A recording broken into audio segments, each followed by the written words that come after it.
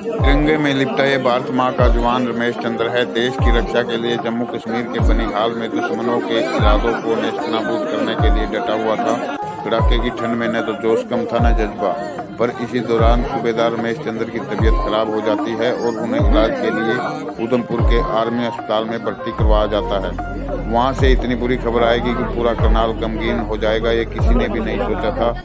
अभी थोड़े दिन पहले तो रमेश चंद्र छुट्टियां बिताकर अपने घर से ड्यूटी पर गए थे। अभी तो बेटियों की शादियां करवानी थी। अभी तो रिटायरमेंट के बाद अपने परिवार के साथ अच्छा वक्त बिताना था, क्योंकि 30 साल की उनकी नौकरी हो चुकी थी। 45 साल के रमेश चंद्र कुछ साल में रिटायर होने वाले थे, लेकिन उससे पहले इस तरह वो भारत के तिरंगे में लिपटे हुए आएंगे, किसी को भी इस बात का इल्म नहीं था। सूबेदार रमेश चंद्र की ड्यूटी बनिहाल में थी। तबीयत बिगड़ी, उन्हें उधमपुर के आर्मी अस्पताल में भर्ती करवाया गया। इलाज के दौरान उनकी मृत्यु हो गई। जब उनका पार्थिव शरीर गांव जाने पहुंचा तो सभी की आंखें नम हो गई। परिवार से लेकर गांव के हर सदस्य की आंखों में आंसू थे। गमगीन माहौल था।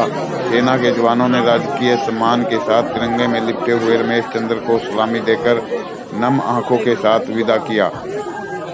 रमेश चंद्र की 3 बेटियां हैं। तीनों की अभी शादी करनी थी। एक पिता के जाने का गम इन 3 बेटियों से ज्यादा कौन समझ सकता है।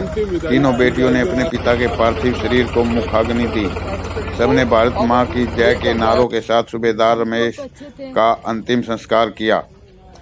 पूरे गांव में मातम का माहौल है। अंतिम विदाई देने के लिए बीजेपी के विधायक हरविंदर कल्याण भी पहुंचे। इस मौके पर हरविंदर कल्याण ने सैनिक के पार्थिव शरीर पर पुष्प चक्र अर्पित कर उन्हें श्रद्धांजलि दी तथा परिवार को सांत्वना दी। उन्होंने कहा, दुख की इस घड़ी में सरकार परिवार के साथ है।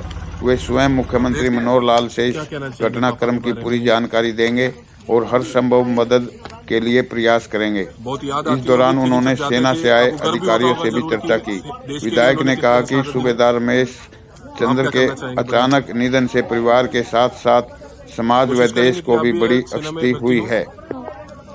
आप क्या कहना था? और हमने क्या पता था परमात्मा ऐसे भी परिवार के साथ मारा करेगा।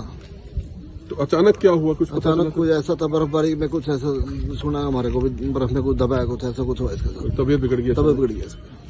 तो सेना के जवान पहुंच गए, सामान के साथ पहुंच गया सब कुछ, और अंतिम संस्कार किया।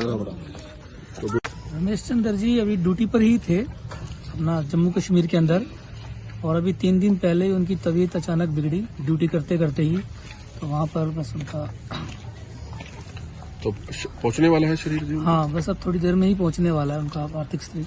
उसी का इंतजार कर रहे हैं हम लोग। हमारी बटालियन के सारे ऑफिसर्स जवान सब खड़े हैं यहाँ पे, इंतजार कर रहे हैं। तो बिल्कुल जवान की जब भी शहादत होती है तो वास्तव में वो एक ऐसा विषय होता है जहां जवान के ऊपर पूरे समाज, पूरे राष्ट्र को गर्व होता है, सभी लोगों को गर्व होता है। वहीं परिवार के लिए भी वो बड़ा एक अलग तरह का समय होता है। शहीद रमेश चंद्र जो कि वहाँ राष्ट्रीय राइफल में, और इतनी भारी बर्फबारी वहाँ पर है, और बहुत ही कठिन जीवन जो है वो फौजियों का होता है। और मैं समझता हूँ कि ऐसे में परिवार किस तरीके से एक मजबूती के साथ ऐसे समय में, उसके बाद भी वो राष्ट्र घोष जो है देश के नारे लगाना, ये एक बहुत बड़ी मैं बात समझता हूँ।